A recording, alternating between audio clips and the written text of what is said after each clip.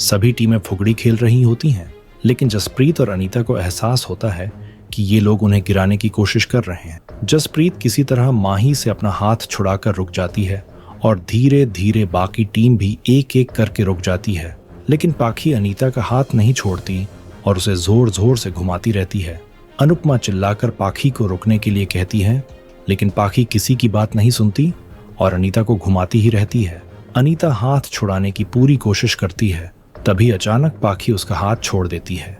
इस वजह से अनीता जोर से गिर जाती है और उसके पैर में मोच आ जाती है। सभी परेशान हो जाते हैं, उनके चेहरे पर चिंता है। अनुपमा गुस्से से पाखी की तरफ देखती है, उसकी आंखों में गुस्सा साफ झलकता है। इसके बाद दीपा कहती है कि डॉक्टर ने कहा है कि ठीक होने में 4 से 5 दिन लगेंगे। सभी सोचते हैं अब कंपटीशन का क्या होगा।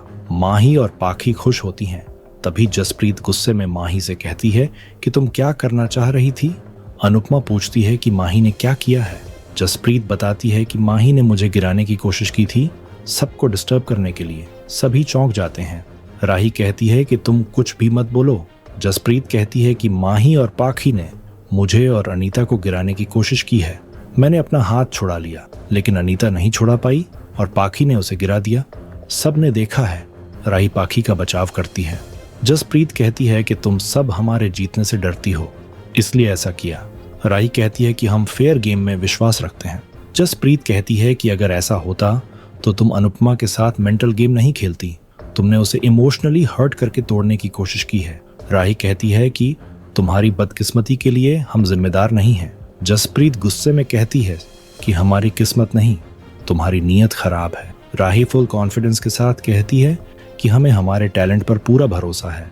तभी जसप्रीत गुस्से में राही को बताती है कि तुम्हें अपने टैलेंट पर इतना भरोसा है, तभी तुम्हारे ससुर अनुपमा के पास तुम्हारी जीत खरीदने आए थे। उसके चेहरे का रंग उड़ जाता है।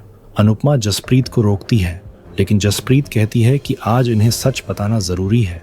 वो राही से कहती है कि तुम्हारे ससुर मुंबई आए थे ताकि तुम्हारी जीत का सौदा कर सकें।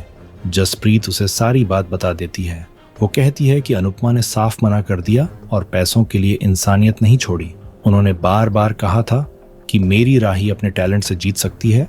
तुम्हारे टैलेंट पर तुम्हारे घर वालों को ही भरोसा नहीं है। सिर्फ अनुपमा ही है जो तुम्हें बार बार मौके देती है, लेकिन तुम खुद कुछ भी नहीं कर सकती। राही का दिल टूट जाता है। वो सोच में पड़ जाती है कि पापा भी मुझ पर भरोसा नहीं करते, फिर से मुझे अपनों ने ही धोखा दिया है। राही सोचती है। राही घबरा जाती है और वहां से चली जाती है। जसप्रीत अनुपमा की तरफ देखती है और कहती है कि मुझे माफ करना, लेकिन मुझे ये सच बताना पड़ा। वो चिंता में पड़ जाती है कि अनीता के पैर के टूटने से उनकी टीम कंपटीशन कैसे पूरी करेगी। सभी परेशान हो जाते हैं। दूसरी तरफ राही गुस्से में पराग का सामना करती है और कहती है कि आपने ऐसा क्यों किया, आपने मुझे इतना बड़ा धोखा क्यों दिया।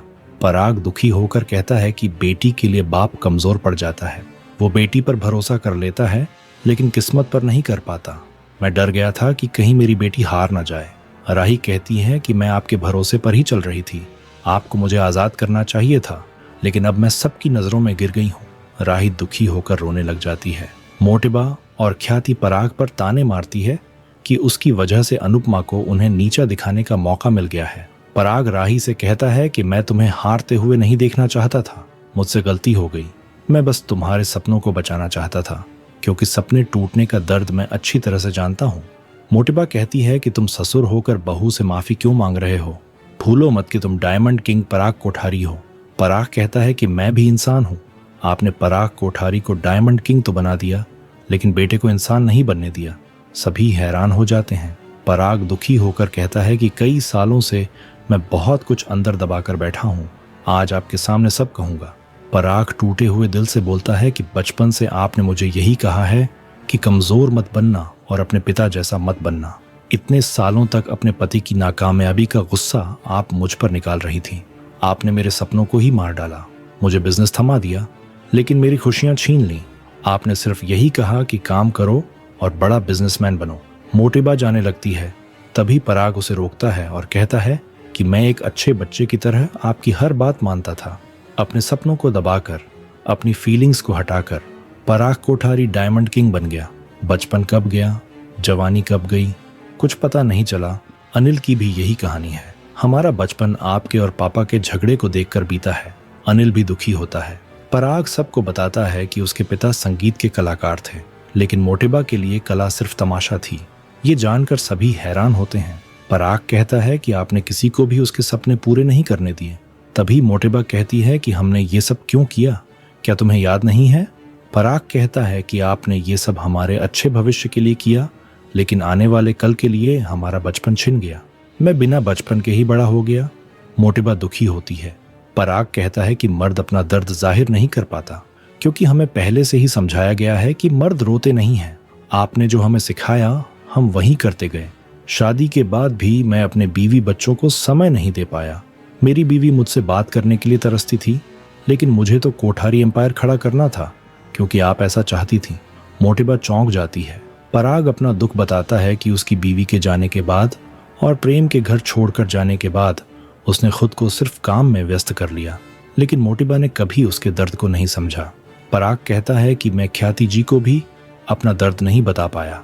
वो ख्याति से कहता है कि प्रेम के जाने के बाद आपने अपना दर्द मेरे साथ बांटा, लेकिन मैं मेरा दर्द किसी के साथ नहीं बांट पाया। ख्याति दुखी होती है। पराग प्रेम से कहता है कि तुम तो घर छोड़कर चले गए, लेकिन मैं ऐसा नहीं कर सकता था। पूरा घर मुझे ही संभालना था। जितना प्रेम ने मुझे हर्ट किया, मैं उतना ही कठोर बनता गया, लेकिन आर्यन के दुख ने मुझे पूरा तोड़ दिया। ये सुनकर ख्याति रोने लग जाती है।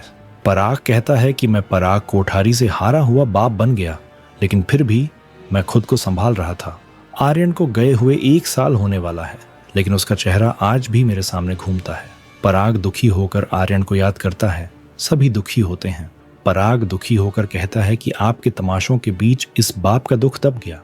राग रोने लग जाता है। अनिल भी दुखी होकर पराग के गले लग जाता है। पराग मोटेबा से कहता है कि मैं और अनिल उस ममता के लिए हमेशा तरसते रहे जिसकी जरूरत हर बच्चे को होती है। मोटेबा को अफसोस होता है। सभी को पराग के लिए बुरा लगता है। दूसरी तरफ अनुपमा गणपति बप्पा की मूर्ति तैयार कर रही होती है और उसे जसप्रीत की बातें याद आती हैं। वो सोचती है कि राही दुखी होकर गई है, अब पता नहीं वो क्या करेगी।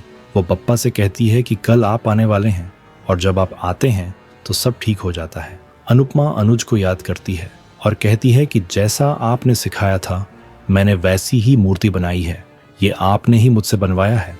अनुपमा बप्पा से कहती है कि कल डांस कंपटीशन का फाइनल है, आपकी पूजा करने के बाद फाइनल में जाऊंगी।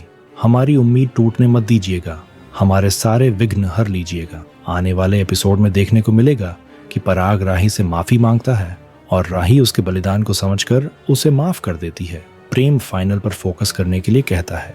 राही ठान लेती है कि वो पराग के विश्वास का मान रखेगी। दूसरी तरफ जसप्रीत कहती है कि अनीता डांस नहीं कर पाएगी।